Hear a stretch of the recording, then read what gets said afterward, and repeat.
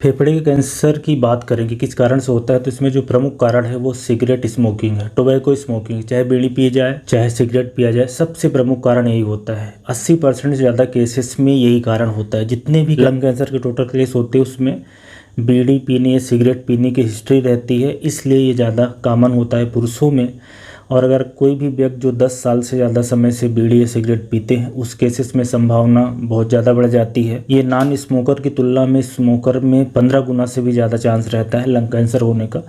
अगर दूसरे कारण की बात करें तो दूसरे भी इन्वायरमेंटल पोल्यूशन है, जो बहुत सारी फैक्ट्री, मिल, इन सब जगह से आ सकते हैं, माइन से आ सकते हैं। उसमें एस्बेस्टास, एक एस्बेस्टास केमिकल होता है जो कि इंसुलेशन में काम आता है, वाटर रेजिस्टेंट है, इलेक्ट्रिसिटी रेजिस्टेंट है। तो आजकल बहुत जगह उसका यूज हो जाता है, तो उसके कारण भी होता है। सिलिका के कारण होता है। इसके अलावा दूसरे भी कंपाउंड जैसे कि आर्सेनिक है, निकिल है, क्रोमियम है, इनके पोल्यूशन से भी लंग कैंसर होने के चांसेस रहते हैं। गाड़ियों के धुएँ से रहता है, स्पेशली जो डीजल इंजन है उसके कारण।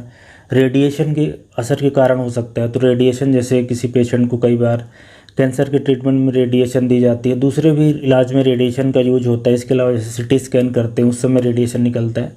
तो ये सब भी लंग कैंसर की वजह बनती है, पर कम प्रपोर्शन में। ज़्यादातर केसेस में सिगरेट स्मोकिंग की ही हिस्ट्री मिलती है। इसके अलावा जेनेटिक फैक्टर एक इम्पॉर्टेंट है। जीन के अंदर अगर बदलाव है, पहले से ही म्यूटेशन है, किसी को फैमिली हिस्ट्री है, उस केसेस में उनके जीन में बदलाव रहेगा। और लंग कैंसर का एक कारण होता है COPD, chronic obstructive pulmonary disease, जो कि इन्फेक्शन के कारण होती है।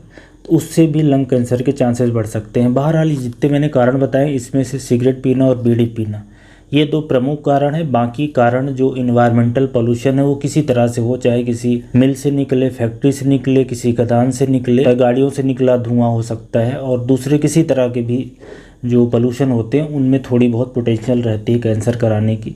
इसलिए जो बचने का सबसे इम्पॉर्टेंट तरीका है फेफड़े के कैंसर से, कि इसमें बीड़ी सिगरेट से बचा जाए।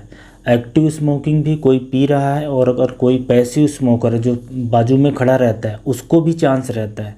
तो ऐसा नहीं है कि जो सिर्फ पी रहा है, अगर कोई पी रहा है और उसके साथ कोई रहता है काफ़ी दिनों तक, तो उसको भी फेफड़े का कैंसर होने का चांस रहेगा। तो ये बात भी ध्यान में रखने वाली है।